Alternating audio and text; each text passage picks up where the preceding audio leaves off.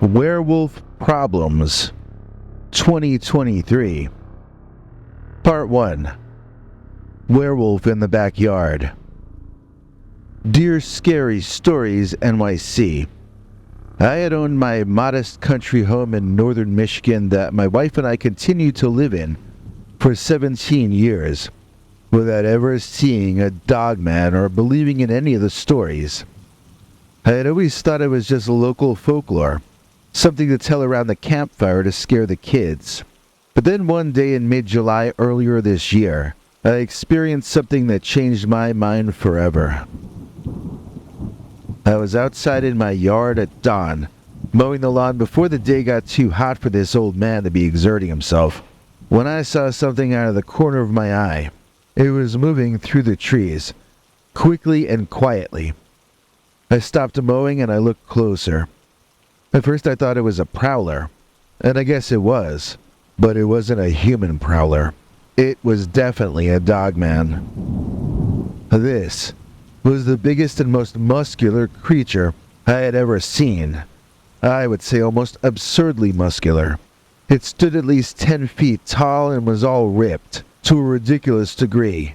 Arnold Schwarzenegger would have bowed down to this guy and shouted, "I'm not worthy," like Wayne and Garth.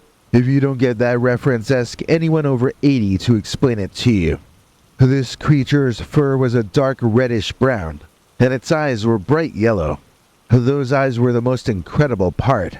They were like someone strung Christmas lights inside his skull. They were bright golden lights shining out of the darkness under the pronounced ridge over his eyes.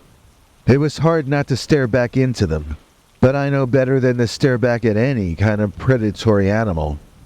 I'm assuming this was a hunter's scavenger, because you don't need fangs like that to eat rabbit food. I completely froze in absolute terror, like I'd never known before. It was as though all of a sudden this steamy hot July morning became a chilly Halloween night inside of 2 seconds, and I was literally shivering. I don't think I ever felt like I was gonna die before.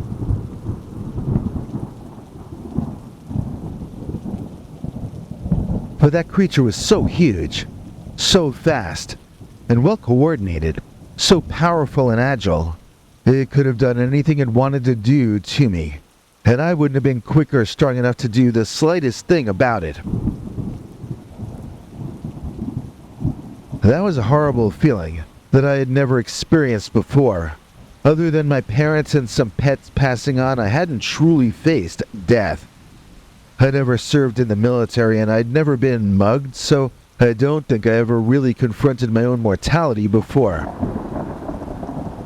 It wasn't until that moment that I realized what a lucky life I've led. It's just that I also realized in that instant that my luck seemed to have run out. I was as fascinated with this creature as I was scared of it. Its fur was short and sleek. It had a powerful musky odor. His muscles were defined and bulging, and its veins were visible underneath and through its fur. It had a long muscular tail that it swished back and forth as it walked. Its teeth were long and sharp, and its claws were razor-like. Its eyes were bright, golden, and intelligent. I still have nightmares about that dogman sometimes. I wake up in a cold sweat, my heart pounding in my chest. I can see its golden yellow eyes and hear its deep, rumbling growl. The dogman stopped moving and stared at me for a long moment. Then, it started to walk toward me, and I screamed like a pathetic child. It was not a proud moment. Most people get this out of their system when they're young, so that when they face death as a man, they can do it with bravery and intelligence. I reverted to an infantile weeping state, and my behavior was anything but heroic. You could have made a slapstick comedy out of my reaction to what happened on that morning. I turned and ran clumsily toward my house at the top speed I could muster, but the dogman was easily faster. It was gaining on me even as I ran, but it was just walking, while I was running at my absolute fastest. I reached my house and fumbled for my keys. as I heard the dogman crunching anything his feet landed on as he finished coming up behind me. I finally got the door open and ran inside. I slammed that door shut and locked it with the confused-looking beast man right on the other side. If he had understood what I was doing, he likely could have stretched out his tree trunk arm and prevented me from closing the door. Fortunately, the creature had no idea what I was doing or what was happening, so he let me get away and lock all 3 door locks behind me. I stood there panting, my heart pounding in my chest. I couldn't believe what was happening, and I was blubbering pathetically. I'm very glad my wife was still up in bed and didn't see any of this. It was not me at my best. I was shaking all over, and my face was stained with tears, as if I were a teenage girl in a horror movie. I like to think I'd behave more like a grown-up if I had to deal with this beast man again, but I will not lie about how badly I failed in that first encounter. I walked over to a window and I peeked out like a little chicken. The dogman was standing in my yard, staring at my house. It was so big it was hard to miss out there. I ran and got my cell phone from upstairs and I tried to find it from the windows up there. I wanted to take a photo, but I couldn't find it from the 2nd floor. Heading back downstairs, I discovered I still couldn't see the dogman from any of the windows, and I wasn't really sure it hadn't left.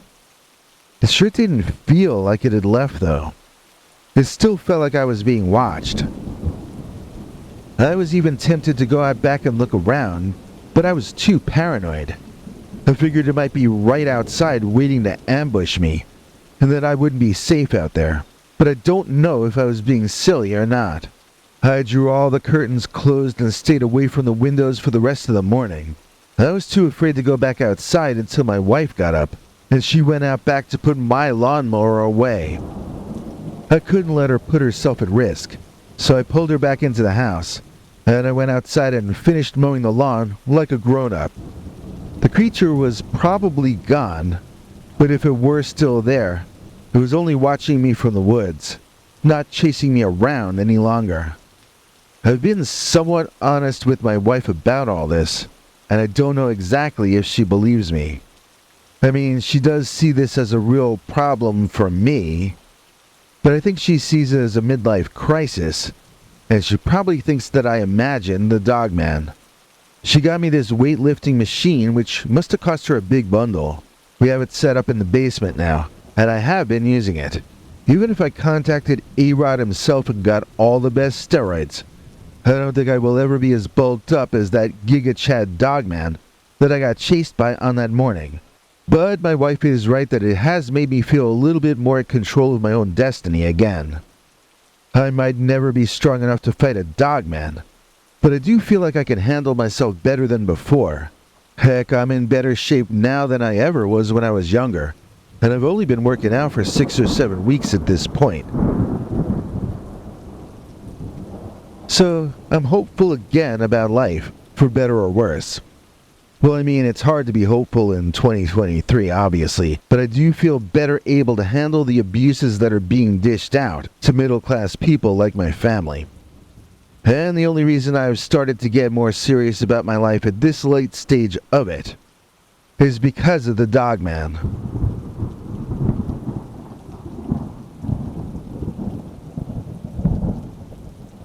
Hey, if you're looking to frighten guests who use your bathroom, we're going to tell you about our new scary Dogman shower curtain later in the show. But right now it's time for our second story about a 2023 Dogman problem.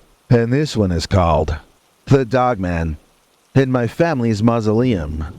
Dear Scary Stories NYC, I'm finding out a little more each week, it seems, about people who say dogmen or werewolves or whatever these things are seem to have a special love for cemeteries. I have a story that is driving me crazy, which happened to me and my family.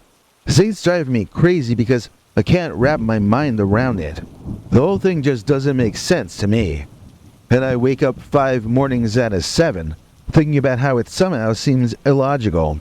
There's something about that incident which I'm either misunderstanding or misled about, because it doesn't really all fit into place in my mind. I'll tell you everything I remember about that morning, and hopefully you'll understand my confusion about the events of that day. So my family drove out to a cemetery on the morning of August 1st, which was my 23rd birthday this year. That wasn't why we were driving to the cemetery. My birthday this year also fell sadly on the 1-month anniversary of my Uncle Wolfram's passing. He was a great guy that we all loved in different ways and for our different reasons. He had been born in Germany, but moved here in the 1950s when he was still a teenager to live with relatives and become an American. We only got to see him on holidays, but we saw him every holiday, and he made it much more special for us with his scary stories that he had for us kids to hear just before our bedtime. His thick German accent made the stories sound much more exotic and possibly real to me when I was a kid, and I still respected him and his genuine warm presence as I grew up. I began to feel like we were becoming genuine friends when he passed so suddenly and so unexpectedly. To my family, it was like the death of a much younger person. Uncle Wolfram hadn't gotten to the point of slowing down yet, when suddenly he was gone, so it was a tough thing for each of us to cope with. Uncle Wolfram was interred in our family's mausoleum, which is pretty filled up by now. I mean, if I live to be old, they're gonna have to cremate me just to fit me inside there. They might need to compress my ashes, too.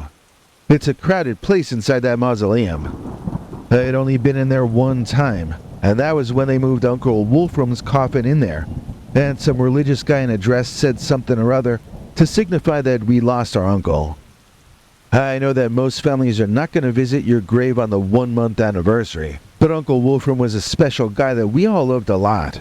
I mean, it was my birthday, but I had no problem with us driving out there to the mausoleum. That's how important Uncle Wolfram was to us. Okay, now you should buckle your safety belts and brace yourselves. Keep your arms and legs inside the roller coaster car, because it's about to get effed up in here. So we have to go see the caretaker of the cemetery first, so that he can unlock the mausoleum for us. My sister and I cracked jokes about it. Why do they lock up the mausoleum? What are people gonna steal from inside there, right? Like, why would anyone go into some other family's mausoleum? It just seems so dumb a thing to us. But we were about to have the smiles wiped off our faces. The caretaker got out his set of keys and walked with us over from his office building to that mausoleum itself. He kept looking at my father really funny, as though he wanted to say something to him, but he never said anything except to answer our questions. He'd answer quickly but politely, and then he'd go back to staring sideways at my dad, studying him as though trying to figure out how to say something to him, or ask something of him. My sister nudged me and pointed this out to me, but I had already noticed the odd behavior. I didn't remember him acting like that 1 month prior. So finally we reached the mausoleum, and the caretaker begins fussing with the keys to open the place up. He finally nervously begins to talk to both of my parents, looking at them from one to the other. He stammered out that there was something that he should probably tell us. And then bam, the door to the mausoleum burst open from the inside. And out of that door ran Lon Chaney as the Wolfman. That's how my sister put it when she told her friends about this, but seriously, it was like a muscular, hairy man who had a head almost like the head of a dog, or more like a wolf maybe. It was a monster though. It was like something out of the dinosaur age or something. I'm trying to say that it wasn't like your pet dog Fido. It was a monstrous man who looked like he had canine features, like the things that you show on your channel. It was one of those things, whatever you call them. I mean, it was a lot scarier than Lon Chaney as the Wolfman, believe me. And it was running right at the group of us. We all dispersed, some to the left, some to the right. And unfortunately my sister and I ran directly backward, away from the mausoleum, and that overly muscled wolf-headed furry caveman. Now, I don't know why we did that. I don't think my sister and I are stupid, but that was something that we both agree was a very unintelligent thing to do. We basically needed to step aside, but instead we ran in the same direction that a much faster creature was running in behind us.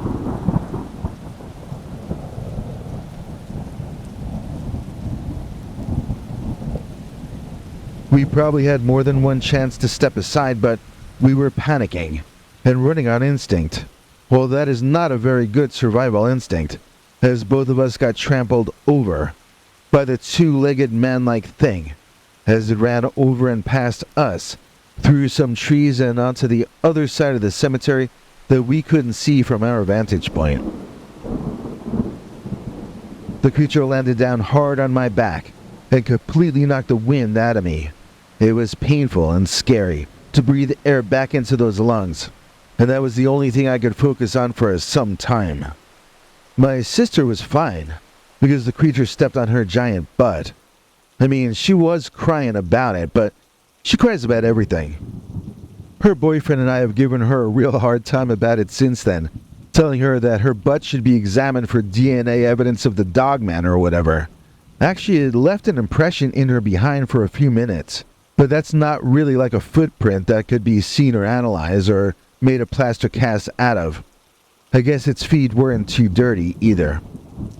When we looked inside the mausoleum, we saw some coffins knocked off of the shelves, but I didn't see any bodies spilled on the floor or anything. The main thing I was looking for when I was inside there was how that creature got into the small structure. I saw no holes in the floors or walls.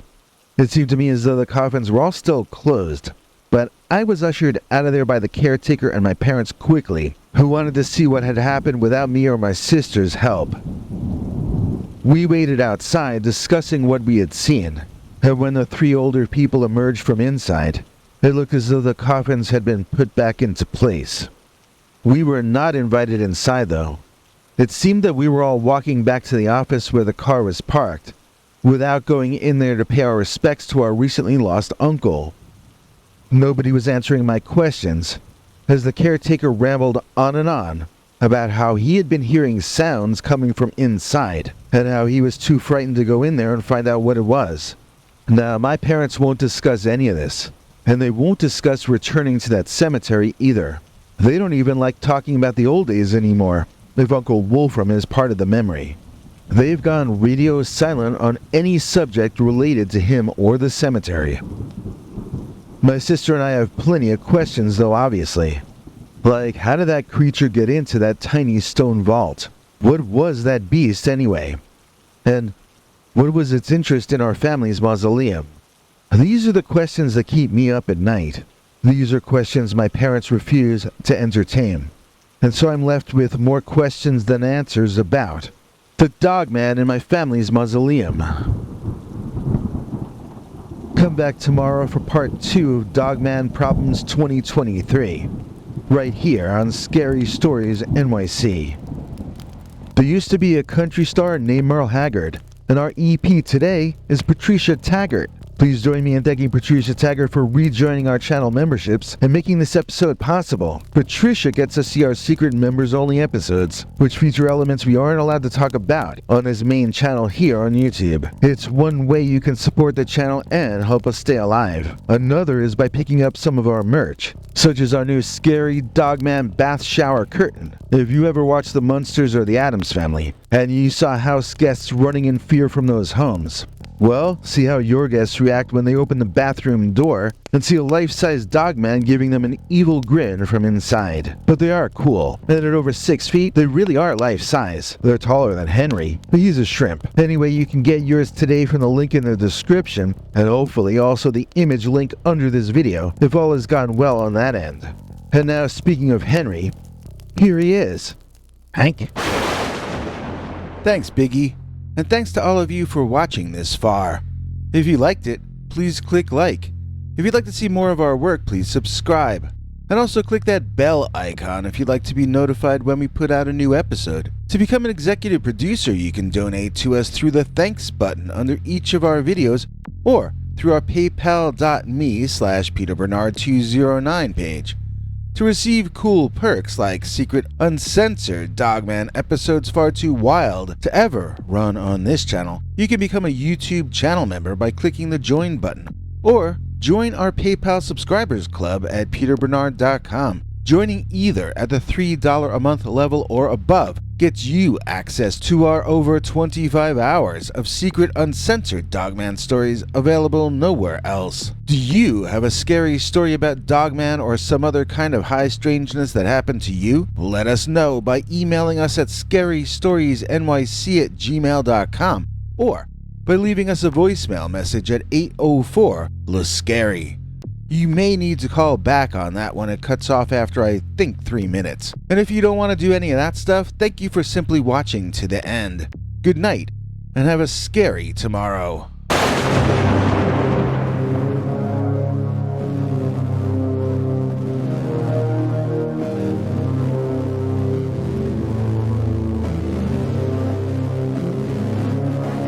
Come back for more scary stories.